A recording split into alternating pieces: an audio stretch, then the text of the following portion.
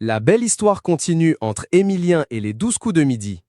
Après son élimination le 4 juillet dernier, le plus grand champion du jeu de TF1 va bientôt retrouver Jean-Luc Reichmann.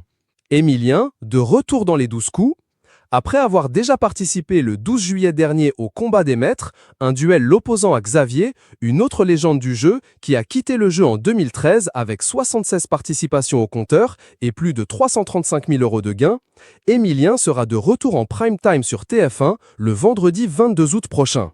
Le champion incontesté de l'émission, qui est devenu une légende grâce à ses 647 participations et ses 2,6 millions d'euros de gains, sera en effet l'un des invités de Jean-Luc Reichmann pour souffler la 15e bougie du jeu culte.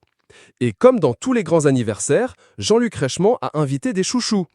15 anciens candidats, drôles, attachants, parfois passés tout près de la victoire, font leur grand retour avec une mission: briller à nouveau et aller chercher la victoire finale et les 12 000 € mis en jeu.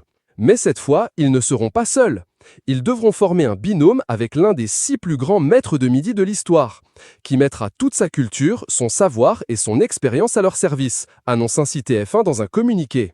Outre Emilien, les fans des 12 coups pourront retrouver Xavier, Bruno, Céline, Timothée et Paul. À chaque étape, les binômes les plus fragiles se retrouvent en truelle. Un seul chouchou continue, les autres sont éliminés et leur maître de midi se retrouve en danger. Le chouchou qualifié devra faire un choix. Lequel des deux maîtres garde-t-il à ses côtés, précise TF1 sur la mécanique de cette soirée spéciale. Les projets d'Emilien après son élimination des 12 coups de midi. Devenu une star du petit écran grâce aux 12 coups de midi, émission dans laquelle il est resté du 25 septembre 2023 au 6 juillet 2025, Emilien nous a confié ne pas avoir de plan défini après son élimination de TF1.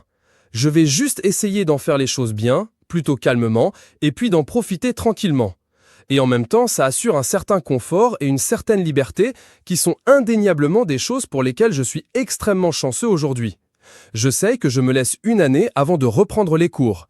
J'ai eu la chance de participer plusieurs fois à des streams sur Internet. Ça pourrait être quelque chose d'intéressant et qui